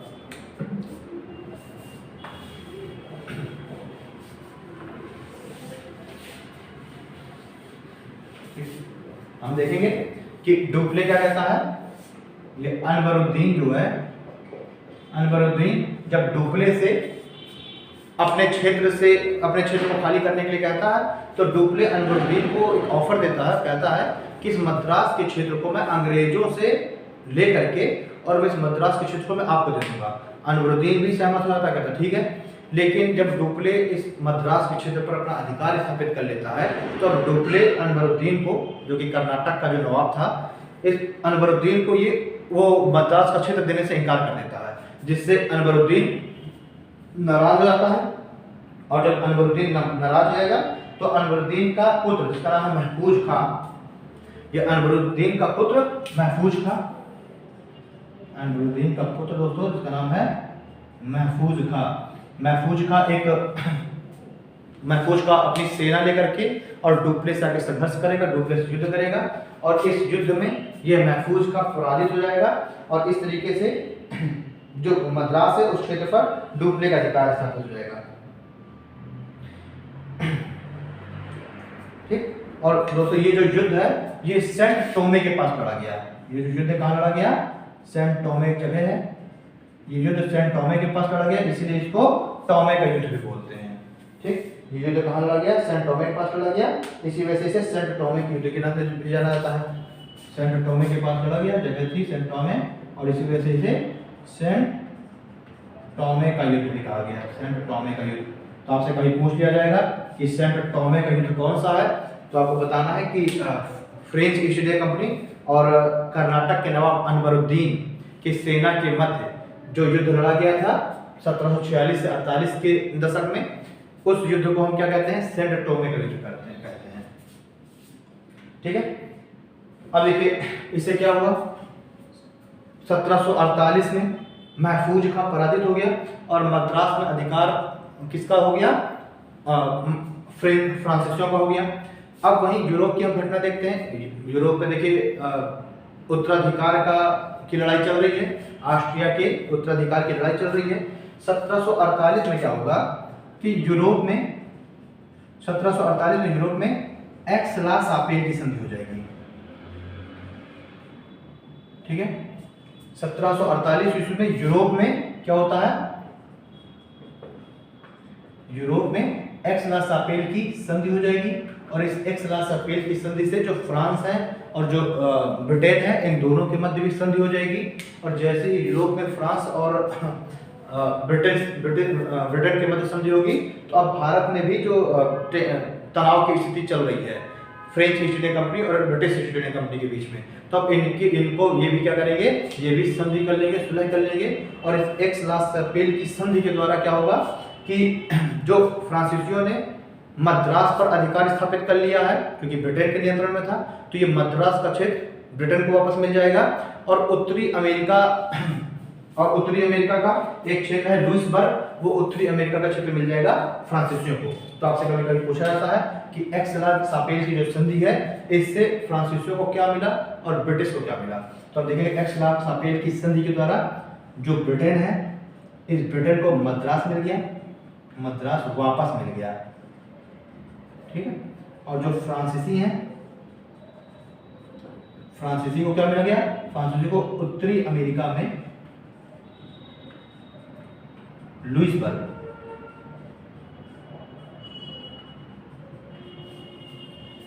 ठीक, तो हमने देखा कर्नाटक का प्रथम युद्ध हमने देखा 1746-47 के बीच चला। कारण क्या था उसका? अंग्रेजों ने ब्रिटेन के जहाज को पकड़ लिया था। दूसरा कारण यूरोप में ऑस्ट्रिया के उत्तराधिकार का प्रश्न था। उसके कारण हम देखेंगे कि जो फ्रांसीसी हैं उन्होंने ब्रिटेन के क्षेत्र मद्रास पर अधिकार स्थापित कर लिया। गवर्नर जनरल कौन था? गवर्नर कौन था फ्रांसीसियों का? तो पौंडीचेरी का गवर्नर उसे बनाया गया था डुप्ले। डुप्ले क्या करता है? डुप्ले बुलाता है लाबोडोनी को, जो कि मॉरिशस का गवर्नर है, और दोनों की संयुक्त सेनाएं मिल करके और मद्रास की घेराबंदी कर लेंगी। अब जो अंग्रेज हैं, अंग्रेज क्या करेंगे? ब्रिटिश लाबोडोनी को 4 लाख पाउंड की रिश्वत ऑफर करेंगे और इस रिश्वत को लेकर के लाबोडोनी मद्रास से अपना घेरा उठा लेगा, जिसके कारण क्या होगा? जिसके कारण मद्रास पर अधिकार स्थापित हो जाएगा डुप्ले का। अब जब डुप्ले का अधिकार स्थापित हो गया मद्रास पे, तो अब अनवरुद्दीन क्या करेगा? अपने पुत्र महफूज खां के नेतृत्व में एक सेना भेजेगा मद्रास को फ्रांसीसियों के कब्जे से छुड़ाने के लिए। इसमें जो है दोनों पर मध्य युद्ध होगा और युद्ध की जगह पे होगा सेंट टॉमे नामक स्थान पर होगा, जिससे इसको सेंट टॉमे का युद्ध बोलते हैं। और इस युद्ध से क्या होगा? महफूज खां पराजित हो जाएगा। अनवरुद्दीन की सेना, कर्नाटक का नवाब है वो, और इससे क्या होगा? अधिकार हो जाएगा मद्रास पर फ्रांसीसियों का। लेकिन इस युद्ध की समाप्ति कैसे होगी? 1748 ईस्वी में यूरोप में एक्स-ला-शापेल की संधि होती है, और इस एक्स-ला-शापेल की संधि से जो ऑस्ट्रिया के उत्तराधिकार का जो प्रश्न है वो समाप्त हो जाएगा और संधि हो जाएगी ब्रिटेन और फ्रांस के बीच, फ्रांस में। इसी वजह से भारत में भी ब्रिटेन और फ्रांस के बीच में संधि हो जाएगी। और इस संधि के परिणाम स्वरूप क्या होगा कि एक दूसरे के जो विजित क्षेत्र हैं वो एक दूसरे को वापस कर दिए जाएंगे। मतलब जो विजित क्षेत्र हैं अपने अपोजिट कंट्री के, वो एक दूसरे को वापस कर दिए जाएंगे। तो इससे क्या हो गया? इससे ब्रिटेन को मद्रास का क्षेत्र वापस मिल गया, जो कि फ्रांसीसियों ने कब्जा कर रखा था, और जो फ्रांसीसी हैं इनको उत्तरी अमेरिका में लुइसबर्ग का क्षेत्र मिल गया। ठीक है, लेकिन अगर हम देखें तो इस युद्ध का कोई बहुत अधिक फायदा नहीं हुआ, ना ही ब्रिटेन को फायदा हुआ, ना ही फ्रांसीसियों को फायदा हुआ। लेकिन अगर हम देखें कि स्थिति किसकी मजबूत थी, तो इस युद्ध के समय फ्रांसीसियों की स्थिति काफी मजबूत थी। इसमें अगर हम देखें ना, तो फ्रांस की स्थिति अधिक मजबूत थी। ठीक है, आपको इन सारे युद्धों की डेट याद रखना है, कहां कहां हुआ और किस संधि के द्वारा युद्ध समाप्त हुए।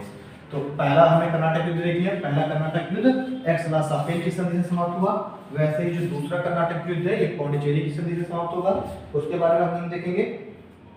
इसका भी जो कारण था, सामान्य कारणों में दोनों ही कंपनियों के द्वारा भारत में राजनीतिक शक्ति को प्राप्त करना था, लेकिन जो तात्कालिक कारण था वो कर्नाटक और हैदराबाद में उत्तराधिकार की जो समस्या थी, उत्तराधिकार का जो प्रश्न था, ये तात्कालिक कारण था। द्वितीय हम कर्नाटक युद्ध की बात करते हैं तो कब हो रहा है? 1749 से 1754 ईस्वी।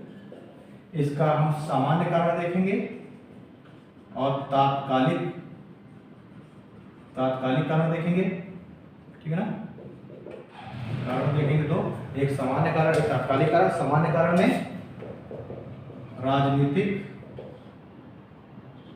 स्थिति मजबूत करना, ठीक है, दोनों के द्वारा ही अपनी राजनीतिक स्थिति को मजबूत करने का जो प्रयास था वो सामान्य कारण था। तात्कालिक कारण हम देखेंगे हैदराबाद व कर्नाटक में उत्तराधिकार का प्रश्न। तो हम देखेंगे 1748 ईस्वी में हैदराबाद का निजाम था आसफ जाह निजामुल मुल्क, जिसकी मृत्यु हो जाती है। ठीक, तो हमने देखिए पहले हम सामान्य कारण देखा, तात्कालिक कारण देखा। अब हम देखेंगे कि क्या परिस्थितियां थी। देखिए जो द्वितीय कर्नाटक युद्ध है इसकी जो पृष्ठभूमि है ये भारत में ही तैयार हुई, भारत की परिस्थितियों में ही तैयार हुई। तो 1748 ईस्वी में क्या होता है कि हैदराबाद के निजाम नाम क्या था? आसफ जाह निजामुल मुल्क, आसफ जाह निजामुल मुल्क की मृत्यु हो जाती है। और जब 1748 में आसफ जाह निजामुल मुल्क की मृत्यु हो जाती है तो 1748 में ही इसका पुत्र नासिर जंग इस निजामुल मुल्क आसफ जाह निजामुल मुल्क का पुत्र नासिर जंग हैदराबाद का निजाम बनता है। अब हम देखेंगे कि 1751 ईस्वी का इरा आते आते नासिर जंग का एक भतीजा था, इसका नाम था मुजफ्फर जंग। तो इस नासिर जंग को चुनौती दे रहा था इसका भतीजा मुजफ्फर जंग इसे क्या कर रहा था, इसको चुनौती दे रहा था।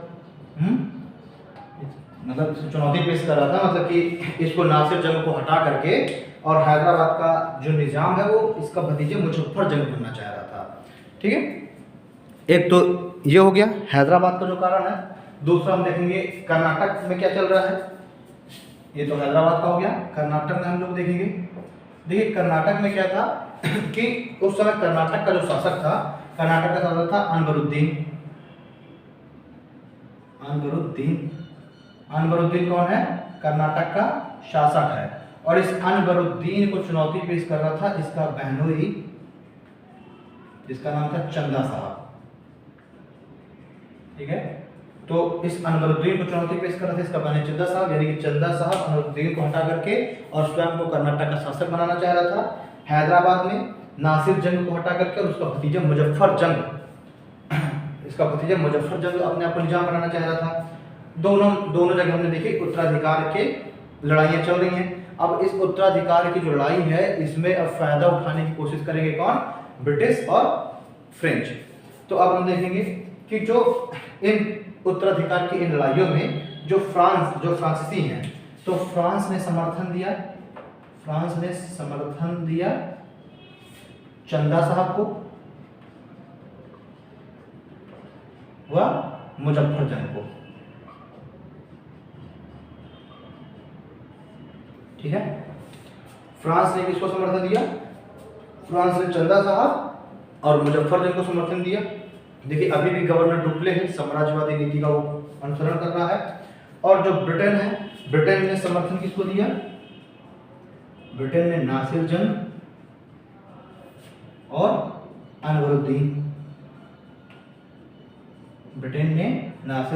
अनवरुद्दीन को समर्थन दिया। ठीक है, अब देखिए क्या होगा कि जो फ्रांस है, अब जो फ्रांसीसी है यानी जो डुप्ले है, तो डुप्ले अब चंदा साहब और मुजफ्फर जंग को मिला करके और एक अलायंस बनाएगा। ठीक है ना, एक संगठन बनाएगा। डुप्ले क्या करेगा, डुप्ले जो है इन दोनों को मिला करके चंदा साहब को और मुजफ्फर जंग इन दोनों को मिला करके एक संगठन बनाएगा। ठीक, और इनका जो है संगठन बना करके ठीक है, एक संगठन बना करके और क्या होगा कि बेलूर के निकट एक जगह है जिसका नाम है अंबर।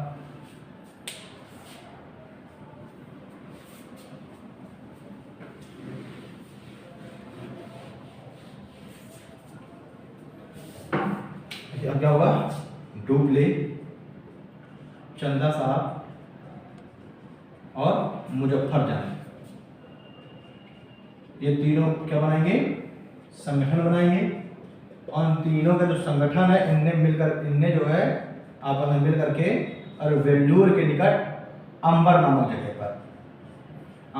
जगह पर अनवरुद्दीन के साथ युद्ध किया और अनवरुद्दीन की हत्या कर दी। यानी कर्नाटक का जो शासक है, कर्नाटक का जो नवाब है, इस अनवरुद्दीन को पराजित करके और इन तीनों की संयुक्त सेना ने अनवरुद्दीन की हत्या कर दी। और इसके अगले वर्ष ही 1750 ईस्वी में ये जो इन तीनों का जो ये गुट है, जो संगठन है, इसने नासिर जंग की भी हत्या कर दी। ठीक, देखिए सबसे पहले क्या हुआ, पहले अनवरुद्दीन की हत्या कर दी गई बेलूर में, अंबर के निकट अनवरुद्दीन की हत्या हो गई।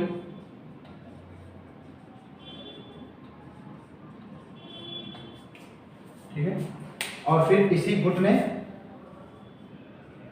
इन्हीं तीनों की गुट ने क्या किया, 1751 में नासिर जंग की हत्या कर दी। इससे हम देखेंगे कि देखिए क्योंकि फ्रांस समर्थन कर रहा है चंदा साहब और मुजफ्फर जंग का, और फ्रांस के समर्थन से ही इनका जो गुट था उसने पहले अलाउद्दीन की हत्या कर दी और फिर नासिर जंग की हत्या कर दी। और इनकी हत्या करके अब कर्नाटक का शासक कौन बन जाएगा, कर्नाटक का शासक अब चंदा साहब बन जाएगा। और हैदराबाद का निजाम कौन बन जाएगा, मुजफ्फरजंग। हैदराबाद का निजाम बन गया मुजफ्फरजंग। यानी हम क्या देख रहे हैं कि फ्रांस की जो शक्ति है, इस समय फ्रांस की शक्ति काफी बढ़ चुकी है। इस समय फ्रांस काफी जो है पावरफुल, अच्छी खासी स्थिति में दिख रहा है आपको, ठीक है ना, मजबूत स्थिति में फ्रांस दिख रहा है। चलिए, अब जब हैदराबाद में मुजफ्फरजंग, जब हैदराबाद में कौन निजाम कौन बन गया, मुजफ्फरजंग बन गया। तो अब जब मुजफ्फरजंग जब निजाम बन जाएगा तो अब जो डुप्ले है वो इस मुजफ्फरजंग से अब अनुमति प्राप्त कर लेगा, और मुजफ्फरजंग क्या अनुमति देगा कि हैदराबाद में जो फ्रांस है वो अपनी एक सैन्य टुकड़ी रख सकता है। तो डुप्ले ने क्या किया, बुस्सी के नेतृत्व पे, बुस्सी एक सेनापति था, बुस्सी के नेतृत्व में हैदराबाद में एक सैन्य टुकड़ी रख दी गई, और इस सैन्य टुकड़ी का जो पूरा खर्च है वो कौन वहन कर रहा है, वो पूरे का पूरा खर्च वहन कर रहा है मुजफ्फरजंग, ठीक है ना भाई। चूंकि डुप्ले के द्वारा ही, डुप्ले के समर्थन के द्वारा ही मुजफ्फरजंग को हैदराबाद की गद्दी मिली, तो अब उसको बाहर तुरंत ये तो करना था ही। तो डुप्ले ने क्या कहा कि बुस्सी के नेतृत्व में हैदराबाद में एक सैन्य टुकड़ी रखी जाएगी, और उसका सारा खर्च वहन कौन करेगा, सारा खर्च मुजफ्फरजंग वहन करेगा, ठीक है। अब हम देखेंगे कि अब जो ब्रिटिश है, ब्रिटिश अब फ्रांसीसियों के इस जो बढ़ती हुई स्थिति है इससे ब्रिटिश काफी परेशान हो चुके हैं, और इस समय जो है सेनापति ब्रिटिश का कौन है, सेनापति है क्लाइव, ठीक। क्लाइव जो है मैंने पहले बताया कोषाग्र बुद्धि का था ही चलाक, वहां उधर उसने मीर जाफर को के साथ षड्यंत्र करके हत्या कर रखी है सिराजुद्दौला की। इधर ये क्या करेगा कि ये जब क्लाइव जब आता है तो क्लाइव तुरंत पता लगाता है कि अनवरुद्दीन का पुत्र कहाँ है, ठीक है ना। तो देखिए, अनवरुद्दीन का पुत्र था मोहम्मद अली, जो कि भाग करके त्रिचनापल्ली चला गया था, ठीक। मोहम्मद इसका अनवरुद्दीन का पुत्र जो था, जब अनवरुद्दीन की हत्या हो जाती है तो अनवरुद्दीन का पुत्र जिसका नाम था मोहम्मद अली, ये मोहम्मद अली भाग कर कहाँ चला गया था, भाग कर त्रिचनापल्ली चला गया था।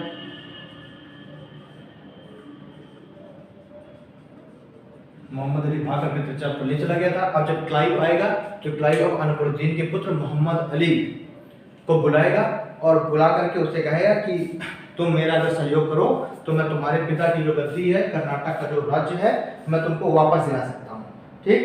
अब जो है क्लाइव क्या करेगा, क्लाइव तुरंत ही फ्रांसीसियों का ध्यान बांटने के लिए अर्काट का घेरा डाल देगा। कर्नाटक में जगह है अर्काट।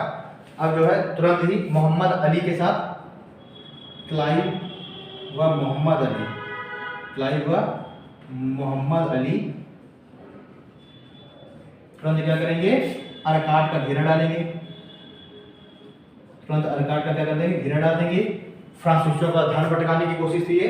अब जैसे ही डुप्ले को ये पता चला कि अर्काट का घेरा डल गया, डुप्ले तुरंत ही अपनी सेना के साथ और अर्काट की ओर जाएगा, और जो एक संदेश भिजवाएगा किसको, बुस्सी को, जो बुस्सी हैदराबाद में एक सैन्य टुकड़ी रखे हुए हैं बुस्सी।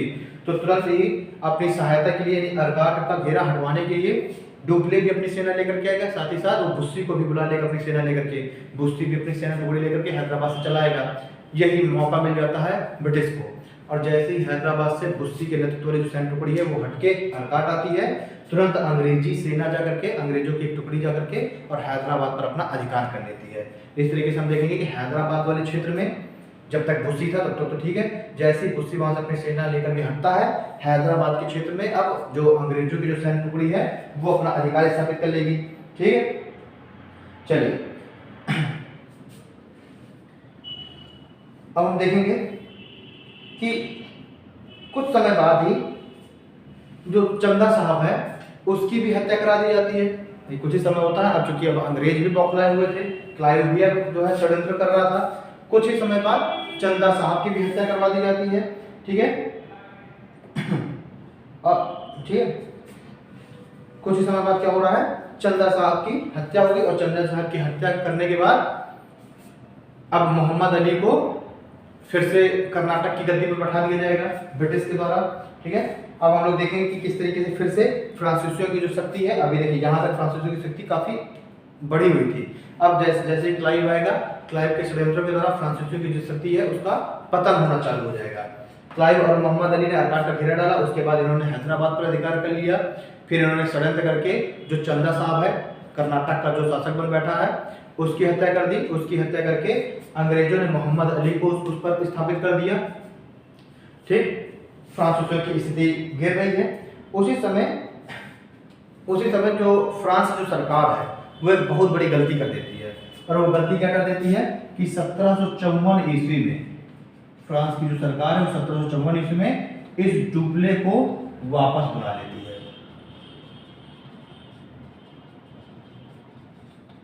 ठीक, फ्रांस की सरकार सोचती है कि डुप्ले जो है लगातार संघर्ष में बिजी है, तो यही बहुत बड़ी गलती है फ्रांसीसी सरकार की। और फ्रांस की सरकार क्या कर रही है, इस डुप्ले को वापस बुला लेगी। और डुप्ले को वापस बुला के 1754 में गवर्नर जनरल के रूप में भेजेगी। गवर्नर बना के भेजेगी किसको, गोडेहू को। गोडेहू, ठीक है ना,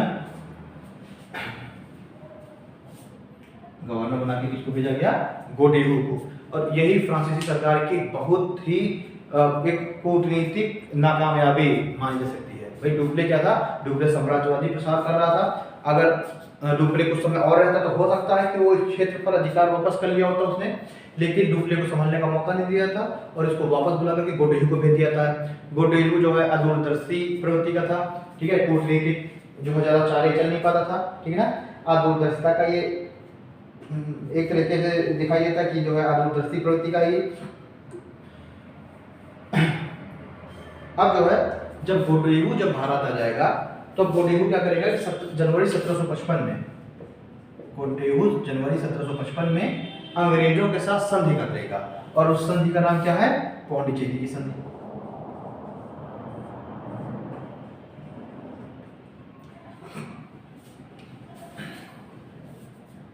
ठीक है, 1754 में गोडेहू को गवर्नर बना करके भारत भेजा जाता है। और जैसे ही गोडेहू भारत आता है, ये तुरंत ही अंग्रेजों के साथ 1755 जनवरी 1755 में क्या करेगा, पौंडीचेरी की संधि कर लेगा। और इस संधि के द्वारा दोनों को एक दूसरे के जो क्षेत्र है वापस कर दिए जाएंगे। ठीक है, ठीक। अब इस संधि के द्वारा क्या हुआ, इस संधि में निर्धारण किया गया कि दोनों ने ही एक दूसरे के जिन क्षेत्रों पर अधिकार स्थापित कर रखा है वो क्षेत्र एक दूसरे को वापस कर दिए जाए। और इस प्रकार से हम क्या देखेंगे कि ये जो संधि है ये एक तरीके से बराबर पर छूट गई, लेकिन फिर भी अंतिम रूप से अगर हम देखें तो ब्रिटिश क्या है, ब्रिटिश ज्यादा प्रभावशाली दिख रहे हैं। इस संधि के बाद ये संधि क्या थी, एक तरह के बराबर में छूटी, एक दूसरे के जो क्षेत्र है वापस कर दिए गए, कोई भी एक दूसरे से जीता नहीं था। लेकिन फिर भी क्या है, इस संधि से हमको क्या दिख रहा है, जो ब्रिटिश है, ब्रिटिश जो है मजबूत रहे, है ना। इस युद्ध के बाद हमें ब्रिटिश अधिक मजबूत दिखाई दिए। चलिए, काफी इंपॉर्टेंट रहा था ये। अब हम देख लेंगे तृतीय कर्नाटक युद्ध। आपको गोडेहू को भी याद रखना है। द्वितीय कर्नाटक युद्ध जो समाप्त हो रहा है पौंडीचेरी की संधि से, गोडेहू के द्वारा समाप्त हो रहा है। अब हम देखेंगे दोस्तों तृतीय कर्नाटक युद्ध।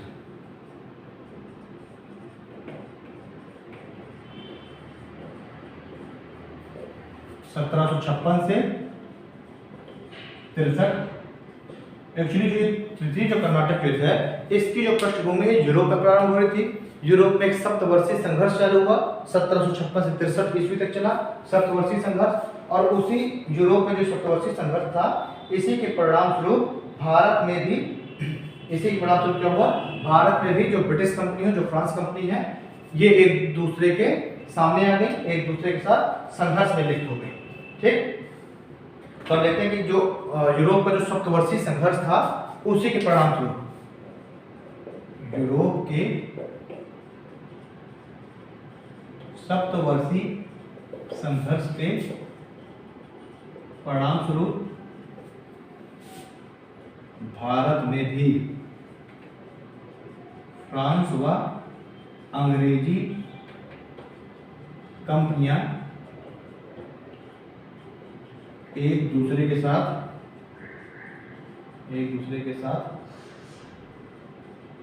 संघर्ष में लग गई। ठीक है, यूरोप में सप्तवर्षीय संघर्ष चालू हुआ। सप्तवर्षीय संघर्ष चालू होने का कारण क्या था कि ऑस्ट्रिया और प्रसा के बीच वहां पर युद्ध चल रहा था और उस युद्ध में ऑस्ट्रिया का पक्ष फ्रांस ने लिया और प्रसा का जो पक्ष किसने लिया था, ब्रिटिश ने लिया था। ठीक है ना, ऑस्ट्रिया और फ्रांस के बीच में क्या चल रहा था, ऑस्ट्रिया और प्रसा के बीच, ठीक है ना, ऑस्ट्रिया और प्रसा के बीच युद्ध चल रहा था और ऑस्ट्रिया का साथ किसने दिया, फ्रांस ने, और प्रसा का साथ किसने दिया था, ब्रिटिश ने। और इसी कारण से हम देखते हैं भारत में भी इन दोनों के बीच में संघर्ष चालू हो गया।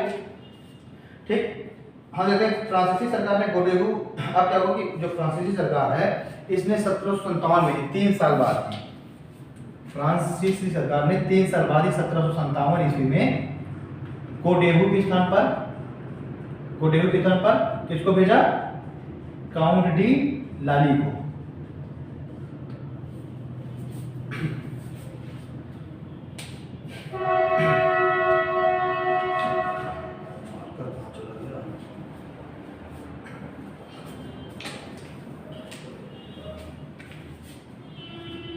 ठीक है, चलिए हम देखते हैं फ्रांसीसी सरकार ने क्या किया, 1757 में गोडेहू के स्थान पर काउंट डी लाली को गवर्नर बना के भारत भेजा।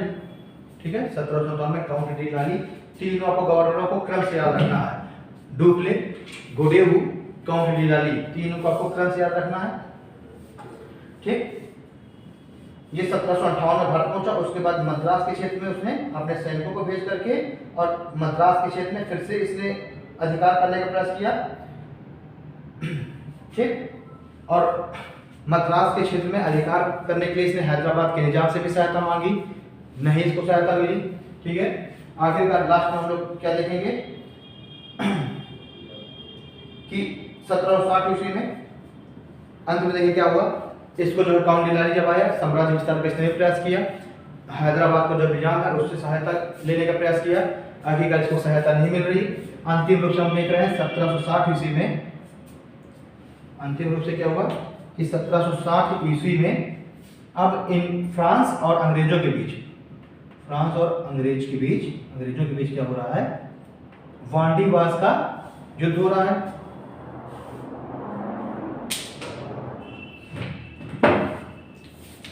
1760 में फ्रांस और अंग्रेज के बीच क्या हो रहा है, वांडीवास का युद्ध हो रहा है।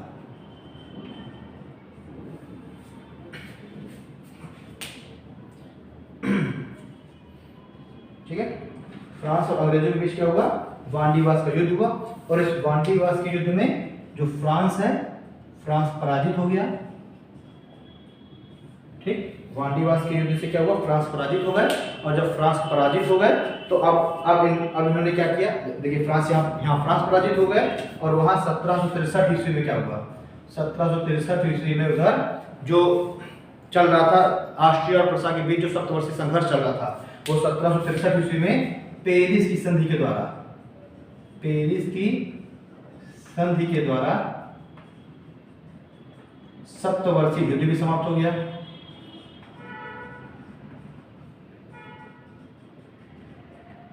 ठीक, 1763 में क्या हो रहा है, पेरिस की संधि के द्वारा सप्तवर्षीय युद्ध भी समाप्त हो गया और वहां पर जो है जब सप्तवर्षीय युद्ध समाप्त हो गया तो वहां पर यूरोप में भी फ्रांस और अंग्रेजों के बीच, फ्रांस और ब्रिटिश के बीच क्या हुआ, संधि हो गई और उसी के कारण भारत में भी संधि हुई। पेरिस की संधि के कारण भारत में भी ब्रिटिश कंपनी और फ्रेंच कंपनी के बीच में संधि हो गई और इस संधि के परिणाम स्वरूप क्या हुआ कि जो अंग्रेज हैं उन्होंने कह दिया कि अब आप फ्रांसीसियों को कहा गया कि अब पांडिचेरी के जो क्षेत्र है, चंद्रनगर का जो क्षेत्र है, ये आपके अधिकार में रहेंगे, लेकिन अब आपका सेना रखने का आपका अधिकार नहीं होगा। यानी कि तृतीय जो कर्नाटक युद्ध है इसकी जो संधि हुई, इस संधि के परिणाम स्वरूप फ्रांसीसियों से सेना रखने का अधिकार छीन लिया गया। चलिए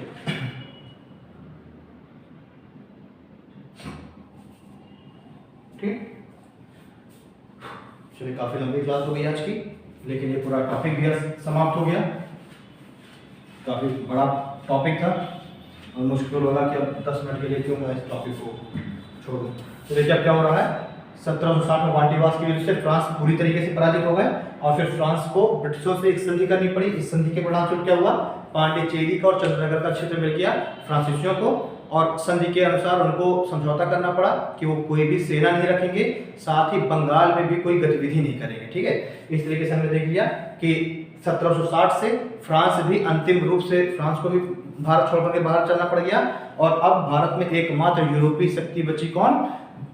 ब्रिटिश जो ब्रिटिश ईस्ट इंडिया कंपनी है, जो अंग्रेज है, भारत में एकमात्र यूरोपीय शक्ति बची।